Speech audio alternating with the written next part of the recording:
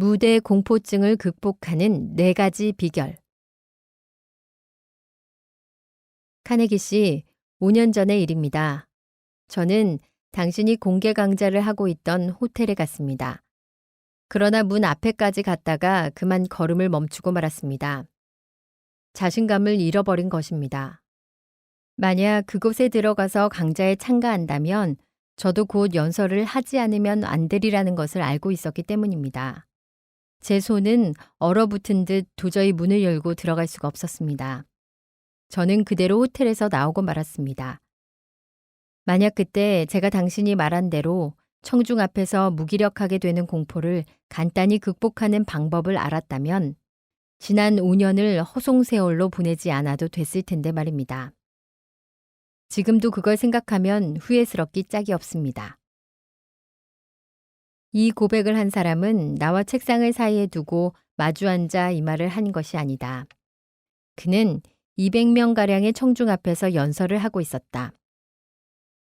뉴욕시에서 있었던 우리 강자의 졸업식장에서 한 연설이었다. 그의 연설은 열기를 더했고 나는 그의 침착성과 자신감에서 강한 인상을 받았다. 나는 이곳에서 새로 얻은 표현력과 자신감을 통해 경영자로서 뛰어난 수완을 지닌 인물이 탄생하는구나 라고 생각했다. 나는 그를 가르친 교사로서 그가 공포감을 완전히 날려보낸 것을 보며 흐뭇하게 생각한 동시에 그가 5년이나 10년 전에 공포감을 극복할 수 있었더라면 성공은 훨씬 빨랐을 것이며 또 훨씬 행복했을 텐데 라고 생각하지 않을 수 없었다. 에머스는 이렇게 말했다. 공포감이라는 것은 이 세상의 어떠한 것보다도 수많은 사람들을 패배로 몰아넣는다. 나는 이제까지 이 말의 쓰디쓴 진실을 수없이 경험했다. 그런 만큼 나는 공포에서 인간을 구하는 일에 얼마나 노력해왔는지 모른다.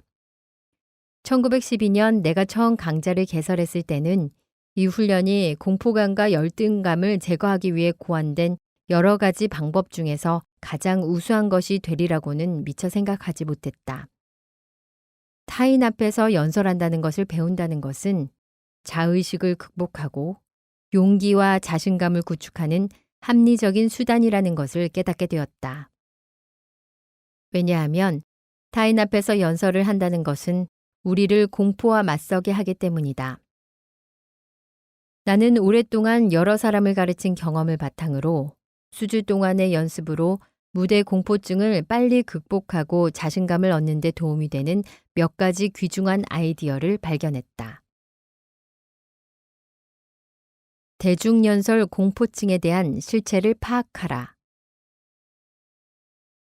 첫째, 대중 앞에서 이야기할 때 공포심을 느끼는 것은 당신만이 아니다.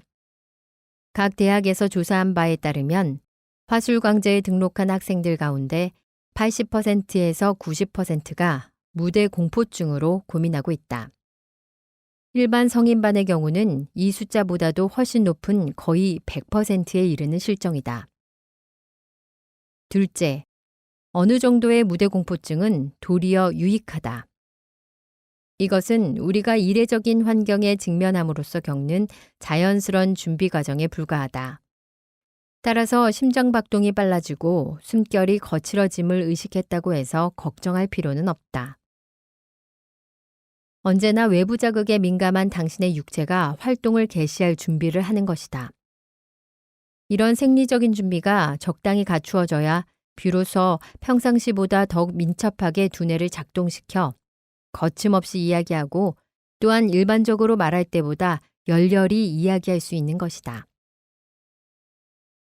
셋째, 연설이나 강연의 전문가도 무대 공포증이 전혀 없을 수는 없다고 고백한다. 무대 공포증은 전문가라도 거의 예외 없이 있다고 해도 좋을 만큼 경험하는 것으로 이야기를 시작하고 나서도 한참 동안 남아있는 경우도 있다.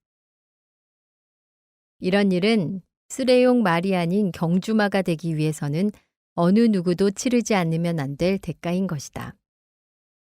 어떤 경우에도 항상 냉정하고 자신만만한 연사일수록 오히려 청중에 대한 감화력이 결여되어 있는 수가 많다. 넷째, 연설하는 것이 두려워지는 주요 원인은 단순히 타인 앞에서 이야기하는 것이 익숙하지 않기 때문이다. 로빈슨 교수는 정신의 형성이라는 저서에서 공포증은 무지와 불안에 사생하다 라고 기술했다. 대부분 사람들에게 연설을 한다는 것은 미지의 경험이기 때문에 불안과 공포가 따르는 것이다. 초심자는 그것을 가령 테니스를 배우거나 자동차 운전을 배우는 것보다도 훨씬 까다로운 것이라고 여기기 쉽다. 이 두려운 상태를 쉽고 간단하게 극복하려면 연습, 연습, 오직 연습만이 있을 뿐이다. 몇천 명, 몇만 명의 선배들이 지금까지 경험해온 것처럼 청중 앞에서 행하는 실전 연설의 성공적인 경험을 통해 고통은 즐거움으로 바뀔 수 있다. 저명한 강연가이며 심리학자로도 유명한 앨버트 에드워드 위컴은 어떻게 공포를 극복했는가라는 이야기는 처음 접할 때와 마찬가지로 한결같이 나를 격려해 준다. 고교 시절 그는 자리에서 일어나 5분간 암송을 해야 할 생각만 해도 공포감에 사로잡혔다고 고백했다. 그날이 다가올수록 저는 눈에 띄게 우울해졌습니다. 그 두려운 시련을 생각할 때마다 고통스러울 만큼 머리에 피가 치솟아오르고 얼굴이 화끈거려 교정 뒤로 뛰어나가 차가운 벽돌벽에 뺨을 갖다 대며 열기를 식히려고 했습니다. 대학에 진학해서도 그 버릇은 고쳐지지 않았습니다. 언젠가 저는 아담도 제퍼슨도 이미 이 세상에는 없다라는 말로 시작되는 낭독문을 정성 들여 암송했습니다. 그런데 막상 청중 앞에 서는 그 순간에 머리가 어지럽고 제 자신이 어디에 서 있는 것인지도 몰랐습니다. 겨우 더듬더듬 입을 떼어 한마디를 했는데 아담도 제퍼슨도 죽어버렸다 라는 말을 해버렸습니다. 그리고 그 다음 말이 전혀 생각나지 않아 인사만 꾸벅하고 뻣뻣하게 굳어진 몸으로 겨우 제자리로 돌아왔습니다. 교장 선생님께서 일어서서 말씀하셨습니다. 에드워드 군, 슬픈 소식을 전해주어서 충격을 받았네. 그러나 우리는 최선을 다해서 그 슬픔을 참기로 하세. 그 뒤에 일어난 폭소의 소용돌이 속에서 나는 차라리 죽는 편이 오히려 좋겠다는 생각을 했습니다. 그날 이후 저는 며칠 동안을 우울하게 보냈습니다. 그런 제가 웅변가가 되리라고는 꿈에도 생각하지 못했던 일입니다. 대학을 마치고 1년 후 앨버트 위컴은 덴버에 있었다. 마침 이때 은의 자유주조법을 둘러싸고 정치적인 대립이 최고조에 달해 있었다. 은의 자유주조법 지지파의 제안을 설명한 책자를 읽은 그는 브라이언과 그 추종자들의 과오와 이빨림에 격분하여 시계를 전당포에 맡기고 여비를 마련해 고향인 인디애나로 돌아가 건전한 화폐라는 주제로 연설을 하겠다고 나섰다. 청중 중에는 학창 시절의 친구들도 있었다. 그는 그때의 이야기를 이렇게 실감나게 말했다. 연설을 시작했을 때 대학에서 아담과 제퍼슨의 연설을 했던 당시의 모습이 머리에 스쳐갔습니다. 저는 목이 메이고 더듬거려 한동안 정신이 멍했지요. 그러나 청중도 나도 최초의 고비를 그럭저럭 넘겼고 그 조그만 성공의 용기를 얻어 그 다음부터는 정신없이 15분 정도를 계속 이야기한 것 같습니다. 그런데 놀라운 것은 나중에 알게 된 것이지만 제가 1시간 반이나 이야기를 계속했다는 것입니다. 이것이 계기가 되어 몇 년 후에 저는 직업적인 연사가 되어 있었습니다. 그렇게 된 것에 누구보다도 놀란 사람은 바로 제 자신이었죠. 윌리엄 제임스가 성공하는 것에 익숙해진다고 한 말의 뜻을 나는 피부로 느끼고 이해하게 되었습니다. 그렇다. 앨버트 에드워드 위컴은 대중 앞에서 이야기할 때의 공포감을 극복할 수 있는 가장 확실한 방법은 성공의 경험을 쌓아 올려야만 된다는 사실을 배운 것이다. 어느 정도의 공포감은 대중 앞에서 연설하고 싶다는 욕망에 자연히 따라다니는 것으로 자각해야 하며 약간의 무대 공포증을 이용하여 더 훌륭한 연설을 하는 법을 익혀야 한다. 설령 그것이 머리 회전을 방해하고 유창함을 잃게 하며 뺨이나 근육에 경련을 일으키게 해서 당신의 설득력을 어느 정도 감소시키는 일이 있더라도 절망해서는 안 된다. 그런 증상은 초심자에게는 드문 현상이 아니며 계속 노력한다면 오히려 도움이 된다는 사실을 알게 되리라. 올바르게 준비하라. 수년 전 뉴욕 로터리 클럽 모임의 주요 연사에 저명한 정부 고관이 지명되었다. 우리는 그가 관할하는 관청의 활동에 대한 이야기를 듣게 된 것을 무척 기쁘게 생각하며 기대에 부풀어 있었다. 그가 연설을 준비하지 않았다는 것은 처음부터 명백했다. 처음에 그는 생각나는 대로 이야기를 진행시키려고 했다. 그러나 뜻대로 되지 않자 이번에는 주머니에서 한 묶음의 메모지를 끄집어냈지만 그것도 정리가 안 되어 있는 모양이었다. 그는 잠시 그것을 만지작거리고 있었으나 시간이 흘러감에 따라 점점 더 혼란을 일으켜 이야기는 뒤죽박죽이 되어갔다. 급기야 그는 더듬거리다가 사과를 하기도 했고 떨리는 손으로 컵을 들어 입술을 축이기도 했다. 어떻게 해서든지 말을 이끌어내려고 안간힘을 다했다.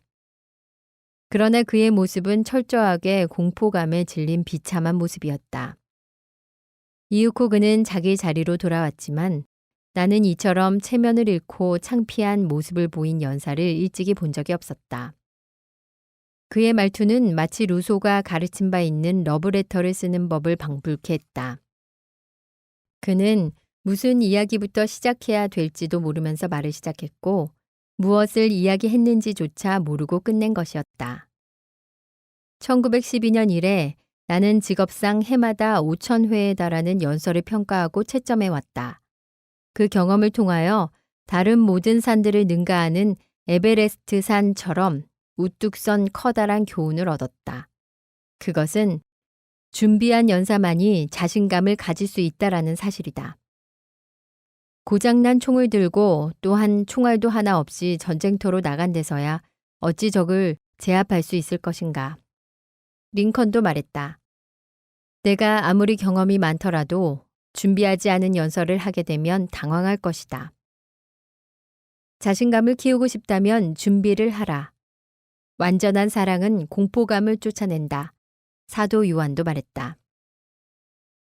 완전한 준비에 대해서도 역시 같은 말을 할 수 있다.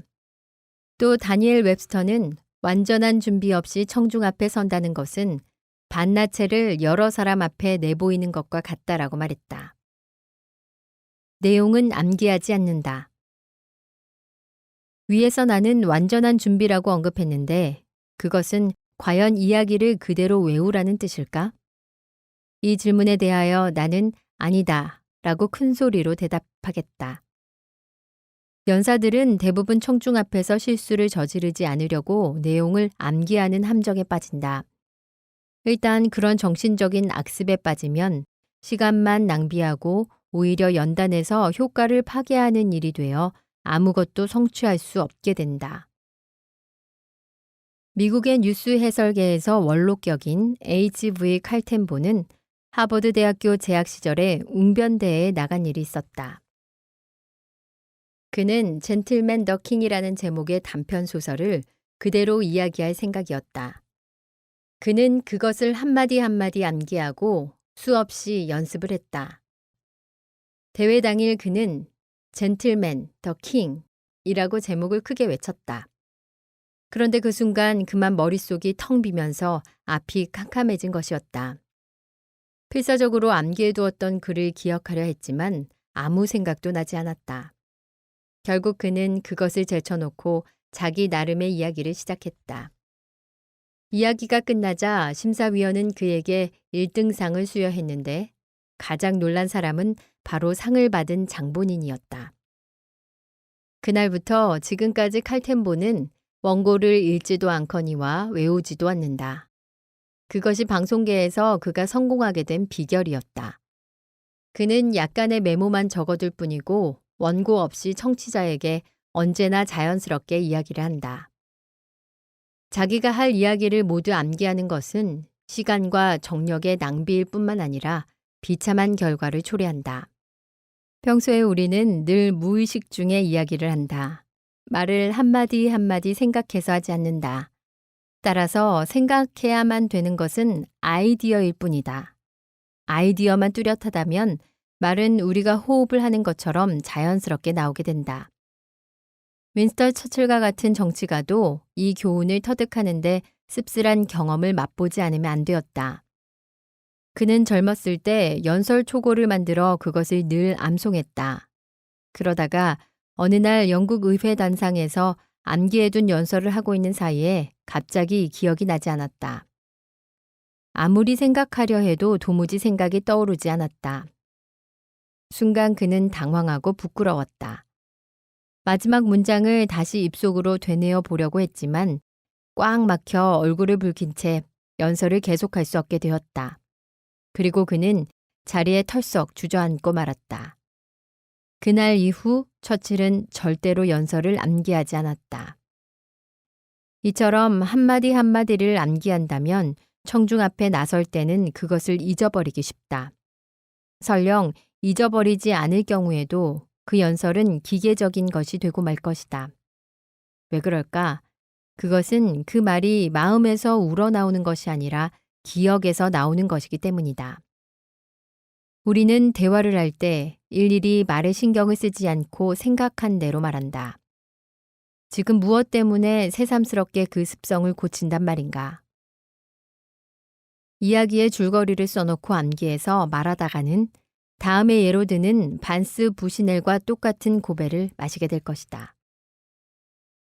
반스는 파리의 미술학교를 졸업했으며 훗날 세계에서 가장 큰 보험회사 중 하나인 생명보험회사 부사장으로 취임했다.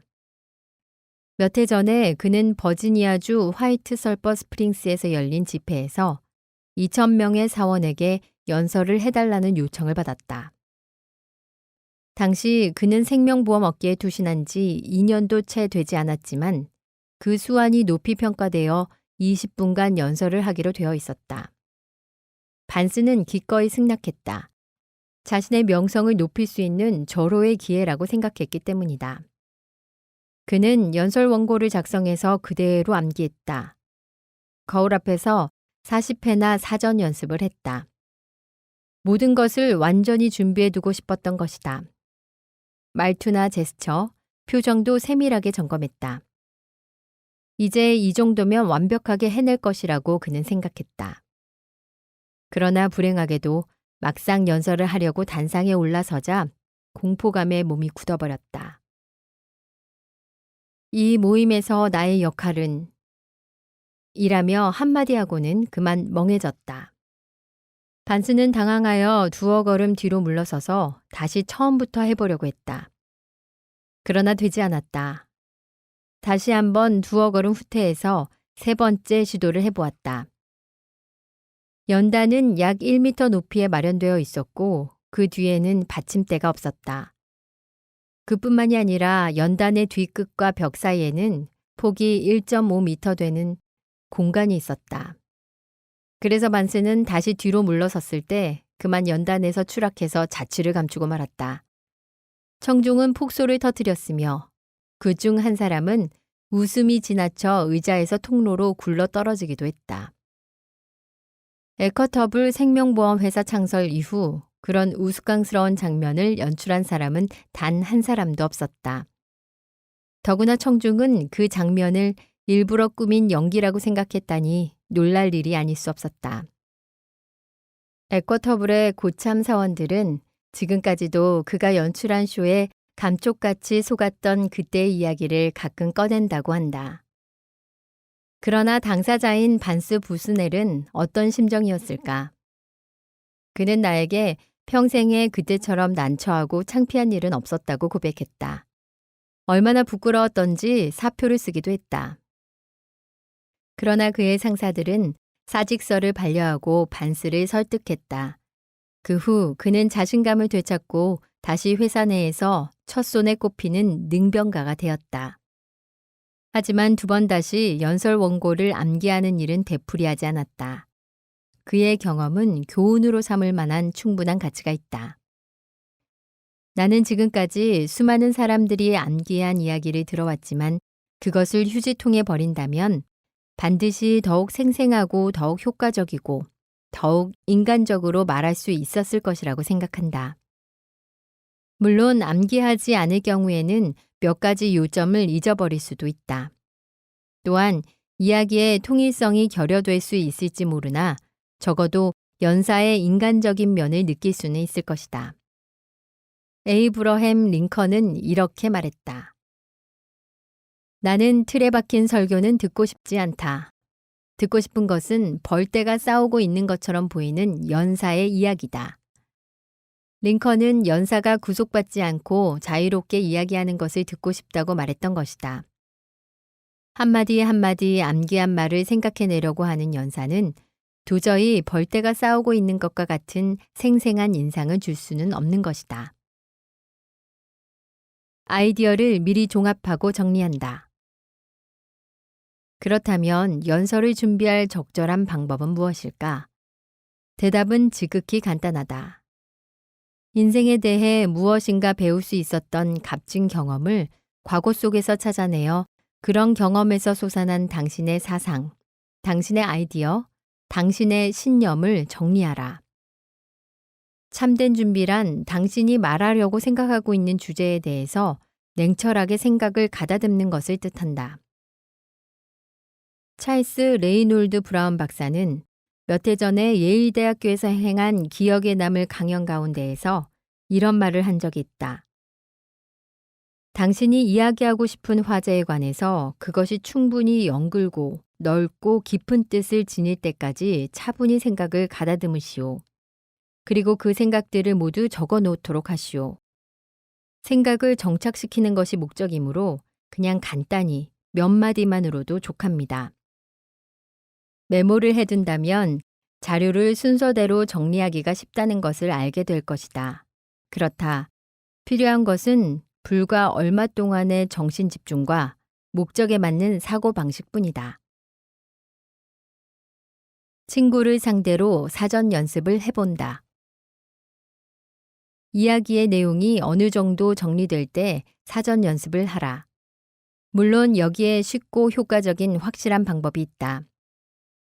연설을 위해서 선택한 화제를 친구나 직장 동료들과 평소에 대화를 하면서 사용해 보는 것이다. 가령 점심 식사를 함께 하면서 프로야구의 득점에 대한 것을 화제로 삼는 대신 이야기를 이런 식으로 이끌어 나가는 것이다. 이봐 조, 언젠가 내가 아주 묘한 경험을 한 적이 있는데 들어보겠나?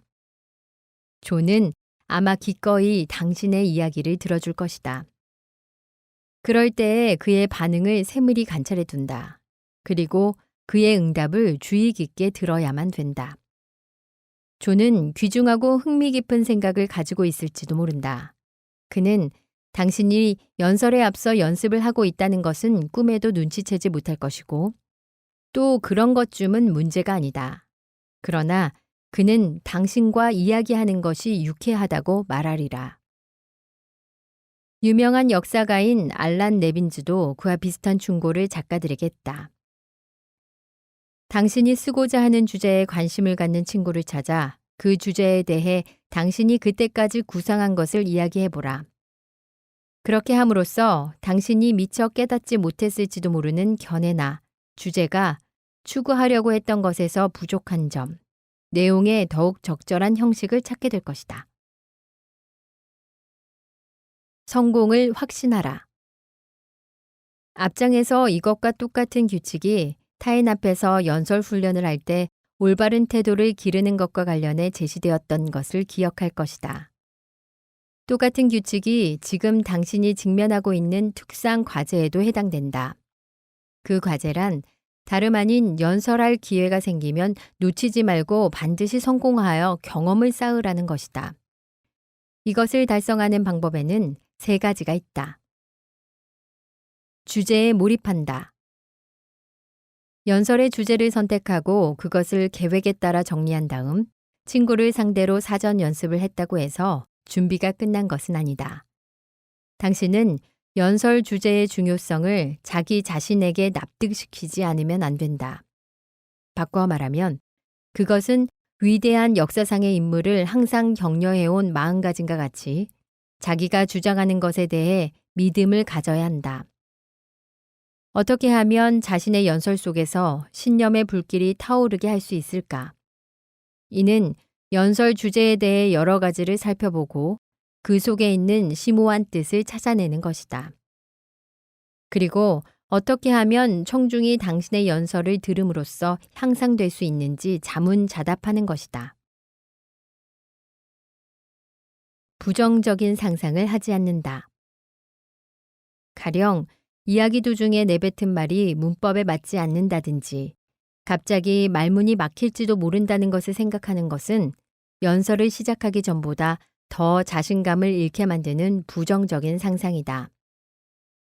연설할 차례가 되기 직전에 자신에게 관심을 끊는 것은 특히 중요한 마음가짐이다. 다른 연사의 이야기에 귀를 기울여 그곳에 신경을 집중한다면 지나친 무대 공포증을 스스로 만들어내는 실수를 면할 수가 있다. 자신을 스스로 격려하는 말을 한다. 어떤 큰 목적에 열중해서 그것에 일생을 바친 사람이라면 모를까. 그렇지 않은 사람은 누구나 자기의 이야기하려는 주제에 관해서 의문을 갖게 마련이다. 주제가 과연 적합한 것일까? 라든지 청중이 흥미를 느끼게 될 것인가? 하며 자문한다. 이럴 경우 문득 화제를 바꾸려는 생각에 사로잡힐 것이다. 이렇듯 소극적인 생각 때문에 자신을 잃게 될 때는 혼잣말을 하라. 그 이야기는 당신의 경험과 인생에 대한 생각에서 우러나온 것이므로 틀림없이 당신에게는 안성맞춤이라는 것을 자기 자신에게 말하는 것이다. 청중을 향해 그 이야기를 해줄 자격이 있는 사람은 자기 자신뿐이다. 틀림없이 훌륭히 해낼 수 있다고 자신에게 말하는 것이다. 이렇게 하는 것이 구식이라고 생각하는가? 그럴지도 모른다.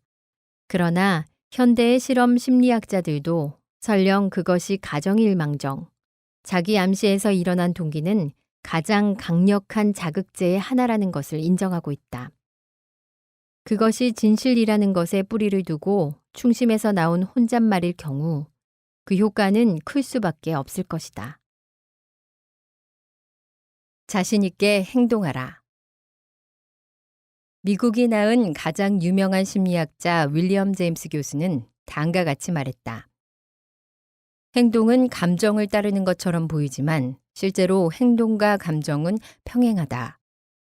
그래서 우리는 더 직접적으로 의지의 지배를 받는 행동을 조절함으로써 직접적으로 의지의 지배를 받지 않는 감정을 간접적으로 조절할 수 있다.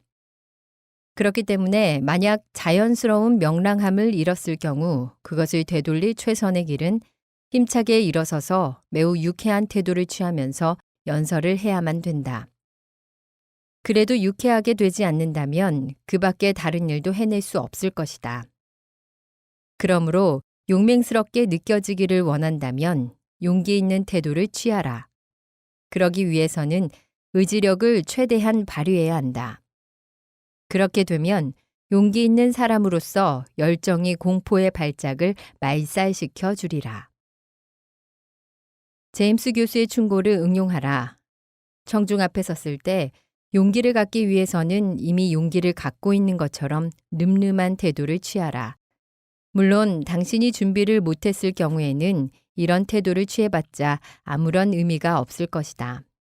그러나 지금처럼 자신이 무슨 말을 할 것인지를 확실히 준비하고 있을 경우에는 늠름하게 앞으로 나가 심호흡을 하라. 실제로 청중 앞에 서기 전에 30초 동안 심호흡을 해보라. 산소를 많이 공급하면 할수록 그만큼 당신은 힘이 생기고 용기가 솟아날 것이다. 위대한 테너 가수인 잔드 레케는 빨아들일 수 있는 최대한의 심호흡을 한다면 불안감은 사라진다고 입버릇처럼 말했다. 똑바로 서서 청중을 정면으로 쳐다보면서 마치 한 사람 한 사람에게 돈이라도 빌려준 것과 같은 자신감을 가지고 이야기를 시작하라. 정말 그 사람들이 그곳에 모인 것은 차용금을 갚을 기일을 연기해달라고 하기 위해서라고 가정을 해보라. 이러한 심리적인 효과는 당신에게 유리하게 작용할 것이다. 이러한 방법이 도움이 된다는 것을 의심한다면 이 책이 의도하는 바를 당신보다도 먼저 경험한 내 강자의 수강생을 찾아서 2, 3분이라도 좋으니 이야기를 나누어 보라. 당신은 반드시 생각이 달라질 것이다. 그들과 당신이 대화를 할 수 없다면 대신 언제까지나 용기의 상징으로 추앙받는 한 미국인의 말을 들어보라. 지난날 그는 세상에서 보기 드문 겁쟁이였다. 그러나 그는 자신감을 갖는 훈련을 통해 아주 대담한 사람이 되었다. 그 사람은 자신만만하게 청중의 마음을 자유자재로 뒤흔들고 유감없이 정치력을 발휘한 시어도어 루즈벨트 대통령이다. 그는 자서전에서 이렇게 고백했다. 나는 태어났을 때부터 허약한 체질이고 무능한 소년이었기 때문에 성인이 되고 나서도 신경질적이고 나의 능력에 대해서도 회의적이었다. 그래서 나는 피눈물 나는 노력으로 육체는 물론 정신까지도 단련시키지 않으면 안 되었다. 다행히 루즈벨트는 어떤 방식으로 자기 자신을 완벽하게 변화시켰는지를 기록으로 남겨놓았다. 소년 시절의 일상생활에서 내게 감동을 주었던 메리아트의 작품 속에 있는 어떤 부분이 눈에 띄었다. 그것은 영국 군함의 함장이 주인공에게 두려움을 모르는 사람이 되려면 어떻게 할 것인지를 가르쳐주는 한 구절이었다. 전투에 임했을 때 처음에는 누구든지 공포감에 휩싸이는 법이다. 그럴 때 어떻게 하면 좋을까? 그 함장은 자기 자신을 전혀 무서워하지 않는 척 하는 것이다 라고 설명했다. 그렇게 잠시 태연한 태도를 취하는 사이에 그것은 겉보기만이 아니라 진짜로 변하게 된다. 그리고 다른 사람은 불안에 떨고 있을 때 정말 아무렇지도 않은 척하는 연습을 거듭하면 실제로 대담해지는 것이다. 이것이 내가 선택한 이론이다. 어린 시절에는 새끼곰, 사나운 말, 그리고 장난감 건총만 보아도 벌벌 떨었지만 그까짓 것 겁나지 않아 라고 태어난 척함으로써 차츰 실제로 겁을 먹지 않게 되었다. 누구든지 그렇게 한다면 대개는 이와 똑같은 경험을 하게 되리라. 청중 앞에서 이야기를 할 때 생기는 공포감을 극복하는 것은 다른 모든 일에도 자신감이 생긴다는 부수적이지만 대단한 가치가 있다. 공포감에 도전하는 사람은 그것만으로도 지난날보다는 성장했음을 자각하게 될 것이다. 남들 앞에서 말할 때의 공포감을 극복한다는 것은 더 풍부하고 충실한 인생의 길로 나아가는 것을 뜻한다. 한 세일즈맨은 이렇게 말했다. 강좌에서 사람들 앞에서 몇 번 시험한 결과 저는 어떤 상대와도 거래할 자신이 생기더군요. 어느 날 아침 특히 까다로운 중개인 집을 방문했습니다. 그리고 상대가 안 돼라는 말을 꺼내기 전에 저는 샘플을 책상 위에 펴놓고 지금까지 받아본 적이 없는 많은 주문을 받을 수 있었습니다. 다음은 한 주부가 우리 강좌에 나와 이야기한 실례다. 저는 능숙하게 이야기를 나누지 못할 것 같은 두려움에서 이웃 사람들의 집에 초대할 엄두도 내지 못했습니다. 그러다가 몇 번 강좌에 나가서 수업을 받고 교실에서 테스트를 한 다음 큰맘 먹고 처음으로 파티를 열었습니다. 파티는 대성공이었습니다. 손님에게 흥미있는 화제를 계속 제공해서 따분하지 않게 하는 것은 문제가 되지 않았습니다. 또한 강좌의 수료식에서 한 점원이 말했다. 저는 손님이 두려워서 물건을 사러 오는 사람에게 언제나 압박감을 느꼈습니다. 그러다가 이 강좌에서 몇 번 발표를 하고 나서는 지금까지 느껴보지 못한 자신감과 침착함을 갖고 이야기를 할 수 있었고 의의에 대한 답변에도 자신만만하게 할 수 있게 되었습니다. 이 강좌에서 이야기를 시작하고 나서 처음 한 달 동안에 제 매상고가 45%나 올라갔습니다. 이들은 여러 사람 앞에서 이야기할 때 생기는 두려움과 고민을 극복했으며 이전 같으면 잘 되지 않았을지도 모르는 일을 쉽게 성취할 수 있다는 것을 깨닫게 되었다. 당신도 남들 앞에서 이야기한다는 것은 동시에 일상생활에서 일어나는 여러 가지 문제에 자신감을 갖고 처리할 수 있게 된다는 사실을 알게 될 것이다. 당신은 어떤 일이라도 처리할 수 있다는 새로운 자신감을 갖고 인생의 문제나 논쟁과도 대결해 나갈 수 있을 것이다. 지금까지 해결할 수 없었던 여러 가지 상황에 도전함으로써 삶의 보람과 기쁨이 증가되는 밝은 상황으로 바뀌게 된다.